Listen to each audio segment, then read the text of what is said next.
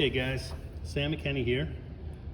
Sorry you can't see me, or probably you're lucky you can't see me, but a couple of my favorite things that I use to practice putting, use with my students, get the speed board on the ground. I'm using blast motion. What I want to show you today is why stroke length is so important in developing proper acceleration in the putter. And certainly this thing that I'm going to talk about is something you'll have to experience, because it's really going to be a feel that's going to give you the feedback of what I'm talking about.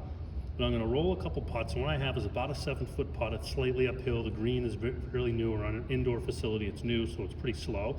So I'm going to go somewhere between the black line and the red line as far as my stroke length. And then really the biggest number I want you to pay attention to is this number here. It says 3.2. That's my impact speed. Okay. So I'm going to roll a few putts here.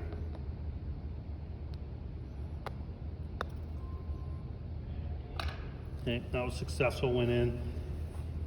My timing and tempo was really good. My ratio 2-to-1, great. My impact speed was 3 miles an hour. And that's pretty consistent. I started rolling these before I started filming, and that's pretty much been the consistent number right around there. 3.2. I'm gonna do this one more time. So that stroke length was a smidge longer, but pretty much the same kind of numbers, okay? Almost 2-to-1, 3 on the miles per hour. So I'm making a stroke, and my stroke length is what I feel appropriate to where I have a natural rate of acceleration. I'm not forcing anything. The putter head is accelerating in a smooth way, and the ball's rolling in the cup in what I think is a really good speed, where if it didn't go in, might go 6 inches by or so. Now, if I were to make a really short swing and then try to get that same impact speed of 3, which I'll do right here.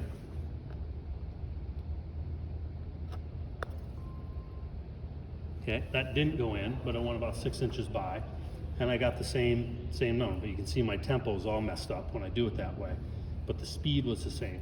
But that putt to me felt terrible.